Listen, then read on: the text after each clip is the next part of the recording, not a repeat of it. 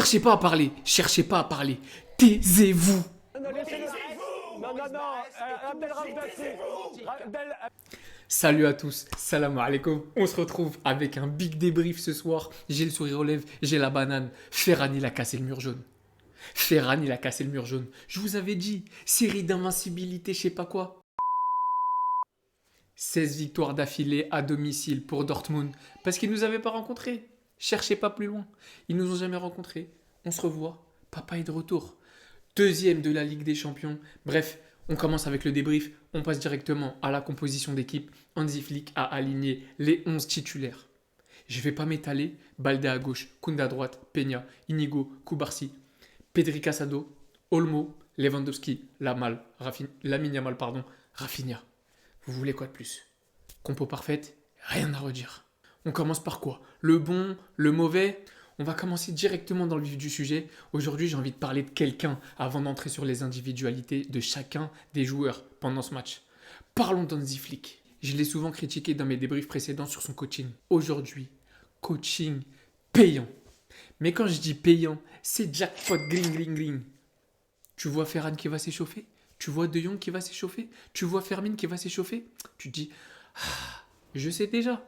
Moi, je sais déjà ce que vous vous êtes dit dans vos têtes. Pourquoi Ferran? Il pue la merde, il est nul. Oh non, pas De Jong. Encore Fermin, je sais. Il n'y a pas de problème avec lui au sein de la communauté barcelonaise. Mais aujourd'hui, De Jong, désolé, je reviendrai sur son cas plus tard.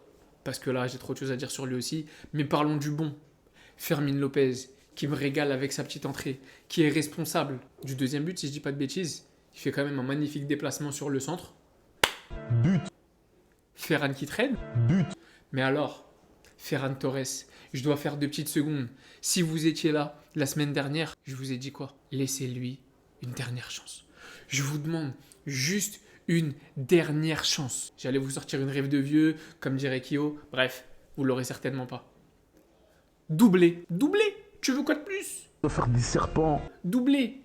Il rentre, il change le match. J'allais critiquer Hansi Flick quand il a rentré Ferran. Parce que je dis, pas quand il a rentré Ferran, pardon, mais quand il a sorti Lewandowski. Parce que je trouvais ça pas intelligent, parce que Lewandowski, je trouvais pas que son match était dégueulasse, pour être très franc. C'était pas un match dans les annales, mais son match, voilà, je vous l'ai toujours dit, dans un match pareil, Lewandowski, à tout moment, il peut te faire du bien. Il a eu des balls. Voilà, faut appeler un chat un chat. Aujourd'hui, Hansi Flick a eu des cojones grandes. Choix qui paye. Fermin, qui est important sur le deuxième but, qui fait une bonne entrée. Ferran Torres, qui te marque un doublé, le doublé de la victoire. 3-2 pour prendre la seule place et unique place, et seul, avec personne au classement à proximité de la deuxième place en Ligue des Champions. Liverpool premier, Barça deuxième, tout le reste derrière. Et ça fait plaisir. Parce qu'il y a une chose qu'il faut souligner, c'est dans ce format de la Ligue des Champions, il faut savoir que le premier et le deuxième ne peuvent pas se rencontrer avant la finale. Et je ne vais pas vous faire l'ancien, moi je tape tout le monde. Oui, j'ai peur de personne. Maintenant, il faut dire les choses. Si je peux éviter Liverpool, qui est clairement la meilleure équipe en termes de jeu et de forme en ce moment, oui, je prends. Je ne cracherai pas dessus. On s'attrape en finale, Inch'Allah, si tout se passe bien. Venons-en aux joueurs directement. Rentrons dans le vif du sujet. On a parlé des remplaçants. De Jong, je le garde pour la fin. Je vous le dis maintenant. Spoiler, je vais le défoncer. Voilà, je lui ai laissé son temps. Je vais le défoncer. On va commencer par la défense. Aujourd'hui, Koundé, Balde, Inigo, Koubarsi. Exceptionnellement, je vais avoir quelque chose à redire sur Inigo Koubarsi. Ça fait bizarre, même s'ils nous font un très bon match, on encaisse 2 buts, dont un sur un alignement. Alors certains diront que c'est un alignement douteux, tu vois, le piège du hors-jeu. Les gars, soyons clairs. C'est une phase de transition où on prend le but. Ces phases-là sont indéfendables en piège du hors-jeu. Tu as tout le bloc qui doit monter pour amorcer l'attaque. Tu te retrouves avec un joueur qui coupe la passe, qui réussit à renvoyer. C'est impossible à arrêter. Il suffit juste qu'un joueur réussisse à partir dans le bon timing, c'est mort, c'est cuit. Ce but-là, je ne l'en tiendrai pas rigueur. Par contre, le but de Guirassy, le penalty, va falloir en parler. Koubarsi qui fait un penalty. Koubarsi qui provoque, pour moi, un deuxième penalty, parce qu'on a eu de la chance, l'arbitre n'a pas sifflé le premier. Pour moi, c'était sifflable. Alors, c'était peut-être Inigo Martinez, je vous dis peut-être une bêtise, mais en tout cas, je sais que c'est l'un des deux. On a échappé à un penalty grâce à l'arbitre. Après, pour moi, c'est un penalty qui pouvait aller dans les deux sens. Je ne vais pas éluder le sujet. Si l'arbitre siffle penalty, il n'y a aucun problème pour moi. L'arbitre siffle penalty, il y a penalty, il le touche. Maintenant, l'arbitre ne siffle pas. S'il estime que le joueur simule un peu trop, ce qui était un peu le cas parce que le contact, je le trouvais assez léger, voilà, pour moi, ça va dans les deux sens. On a été avantagé. Alhamdoulilah, on se plaint pas.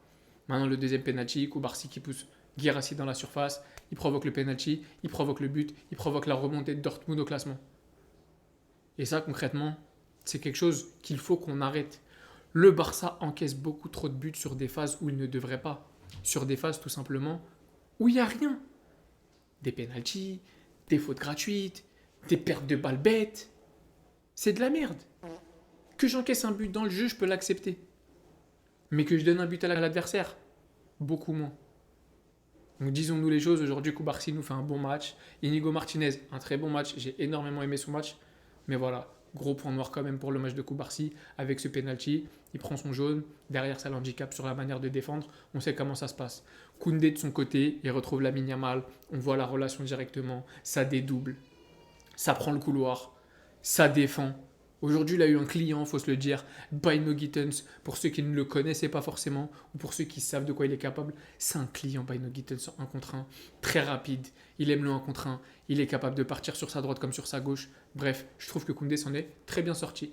Et alors de l'autre côté, l'homme en défense du jour pour moi encore une fois, autant offensivement il n'aura pas été d'une aide phénoménale, mais je lui en veux alors pas du tout. Baldé, mesdames et messieurs. Quel match de patron défensivement aujourd'hui. Sur tous les retours défensifs, il était là, il s'est battu, il a rattrapé. Que ce soit Duranville.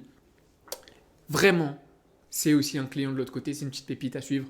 Baldé, pour moi, là, aujourd'hui, Baldé, il me régale. Alors, je lui dis la vérité, si j'ai un Baldé défensivement à ce niveau-là, je lui pardonnerai ses errances offensives, où il est beaucoup moins bon, où il a une moins bonne qualité de centre, bien que, on en a déjà parlé, il progresse là-dessus. Donc pour moi aujourd'hui, défensivement, j'ai trouvé le match correct. Iñaki Peña. Une fois n'est pas coutume, mais ça commence à faire beaucoup. Iñaki Peña, un bon match. Iñaki Peña, 2 bons matchs. Iñaki Peña, 3 bons matchs. Iñaki Peña en Ligue des Champions en fait. Il n'y a pas de mauvais match. Brest, le Bayern, Dortmund. Iñaki Peña, il est présent. Il répond présent dès qu'on a besoin. Oui, Guirassy était hors jeu. Vous l'avez vu son arrêt sur la tête de Guirassy ? Peña est en train de s'imposer comme un titulaire au Barça, tout simplement. Et même sur une phase de jeu où on le voit faire une sortie très loin du but, il anticipe. Donc moi, je le vois progresser à vue d'œil, match après match. Merci Iñaki. Pardon encore une fois pour t'avoir critiqué. Pardon, je suis bête. Donc là, on va passer au milieu de terrain. Pedri Casado, le milieu de mon cœur. Mes petits amours. Quand je les vois titulaires, je suis serein. Aujourd'hui, on ne parlera pas d'eux, je le sais. Parce qu'encore une fois, ils n'ont pas eu la passe décisive qui fera le petit highlight edit TikTok, donc on ne parlera pas d'eux. Mais quelle activité extraordinaire au milieu de terrain. Défensivement, parce qu'aujourd'hui, on a été très sollicité. Ce qui n'est pas le cas dans tous les matchs. Aujourd'hui, on a été énormément sollicité. Dortmund à domicile, c'est très fort. Ils nous ont mis à mal. On a eu de grosses phases de jeu où on subissait. Et Pedri et Casado ont répondu présent pour ma part. J'ai aimé leur match, vraiment. J'ai beaucoup aimé le match de sac à dos. Un petit sac à dos, Pedri sac à dos, on kiffe. Ça envoie de la passe, ça gère le tempo, mais surtout aujourd'hui ça défend. Et ça, ressortir des ballons, quand t'es pressé, c'est pas facile. Quand t'as Pedri et Casado, ça le devient un peu plus. On a également eu Dani Olmo. Alors Dani Olmo, je suis frustré parce que je sais pas si c'est à cause de sa blessure, mais il sort toujours trop tôt. Peut-être que son corps ne peut pas faire 90 minutes, voilà, je le comprends, je ne vais pas le critiquer. Mais Dani Olmo, ce qu'il apporte, aujourd'hui encore une fois, Dani Olmo, il se retourne. C'est ça que j'aime chez lui. Dani Olmo, chaque prise de balle, il crée du danger. Et aujourd'hui, on a eu des phases où on était beaucoup plus bas qu'à l'accoutumée en championnat. J'ai vu un Dani Olmo dans la ressortie de balle. Presque comme un 8 relayeur. Et laissez-moi vous dire une bonne chose, il m'a régalé. Alors je vais pas non plus vous faire genre c'était le match du siècle de Dani Olmo, parce que j'entends quand j'en parle là, j'ai l'impression que... Mais moi j'ai beaucoup aimé. Très peu de déchets, très peu de déchets techniquement. Toujours juste. Alors voilà, on peut rater 2-3 petites passes, etc. Mais quand on va vers l'avant, forcément, il y a plus de chances de rater ses passes. Quand on fait des petites passes en retrait ou des passes transversales, horizontales. Moi dans la globalité, j'ai aimé son match. J'ai vraiment été satisfait. Mais j'ai envie de vous dire... Tant qu'il n'est pas blessé, ce joueur-là, c'est très rare qu'il me déçoive, surtout au poste de numéro 10. Maintenant qu'on a fini avec le milieu de terrain, il faut qu'on passe à l'attaque. Avant toute chose, les menteurs, faites ce soir. Les menteurs. Vous dites que je suis un menteur. Et je ne l'ai jamais été et jamais je ne le serai pas.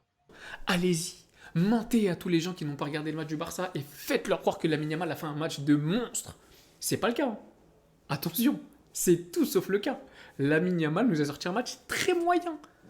Mais moi, comment vous voulez que je ne sois pas content que tu as un petit jeune de 17 piges qui te sort un match très moyen à Dortmund et qui est quand même responsable de cette victoire en étant décisif. C'est beau, c'est la marque des grands joueurs. Mohamed Salah hier à Gérone, il est nul. Bon, j'abuse un petit peu, mais il n'est pas très existant dans le match. Penalty, but, décisif. Qu'est-ce qu'on retient? Mohamed Salah. Aujourd'hui, Lamine Yamal, il n'a pas son empreinte sur le match si vous avez regardé les 90 minutes. Mais il est dans l'action du 2-1 et il est passeur décisif, encore une fois, avec une passe entre deux joueurs pour Ferran Torres. Je vais finir par croire qu'ils ont une connexion, ces deux-là. 3-2. Donc mentez.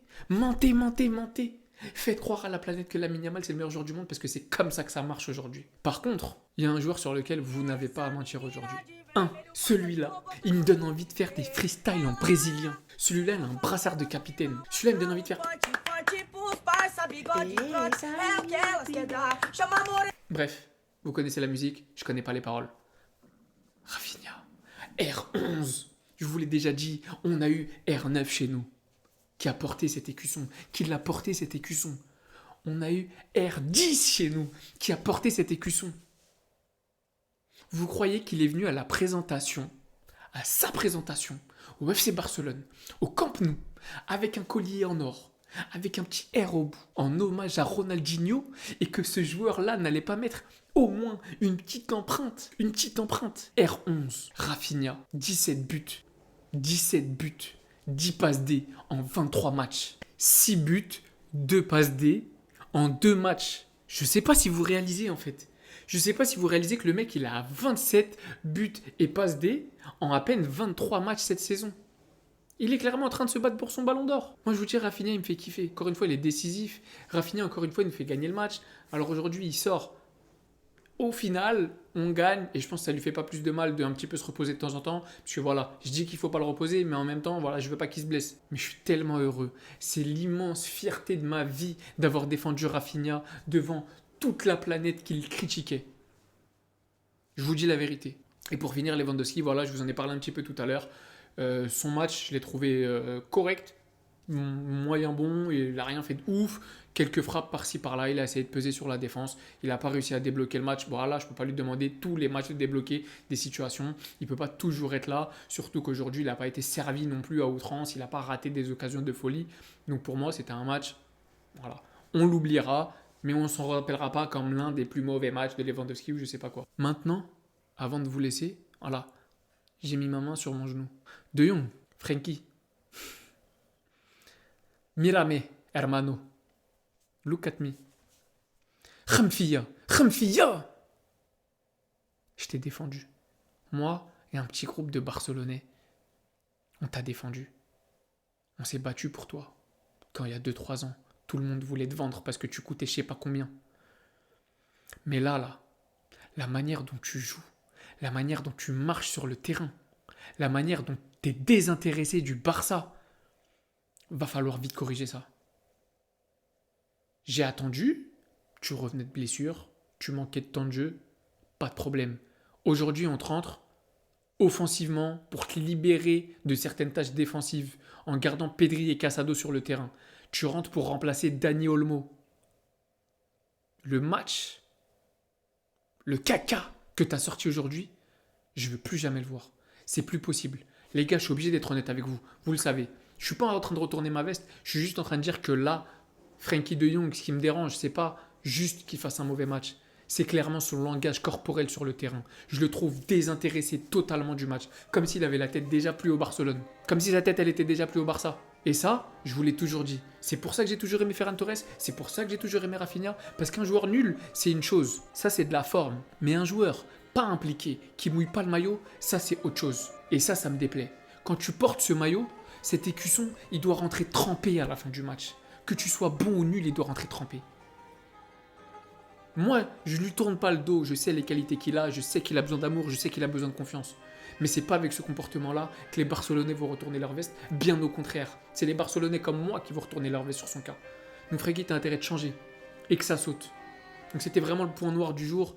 Et voilà, je défends beaucoup mes joueurs, je défends beaucoup les joueurs du FC Barcelone, mais quand il y a des choses à dire, je le dis aujourd'hui. Trêve de plaisanterie, trêve de bavardage. On arrête avec ces conneries. Il méritait d'être critiqué comme il se doit. C'est chose faite. Maintenant, je vais retrouver mon sourire. On est deuxième en Ligue des Champions. On est toujours premier en Liga. On a un Rafinha en feu. On a un Lamine Yamal en feu. On a un Lewandowski en feu. On a un milieu qui gère. On est quasiment qualifié. Presque dans les huitièmes. Dans les 8. Pardon. Donc pour se qualifier dans les huitièmes. La vie est belle, les gars. Vous voulez que je vous dise quoi de plus? Aujourd'hui, j'ai mis ce petit bonnet l'attaque des Titans en référence à Ferran Torres parce qu'il a explosé le mur jaune. Il n'y a pas d'autre mot. Il a explosé le mur jaune. Il entre en jeu doublé. Il nous a régalé. Donc, les frères, j'espère que vous avez kiffé ce débrief. Pardon pour le dernier débrief où il y avait un petit souci de micro. Normalement, c'est réglé. Je compte sur vous pour vous abonner, pour mettre la cloche, pour rien rater, pour partager, pour commenter, pour me donner vos avis, pour me dire tout ce que vous avez à me dire. Et attention, il y a un vlog qui arrive très prochainement. Demain, je me déplace en Europa League dans un stade d'Europe, un stade mythique d'une équipe qui a déjà gagné la Ligue des Champions. Je vous laisse deviner. Si vous savez, n'hésitez pas à me dire en commentaire. Et on se retrouve très très vite pour un vlog et pour un prochain débrief. La famille, merci à tous pour votre force. Prenez soin de vous, prenez soin de vos familles et n'oubliez surtout pas, Visca Barça.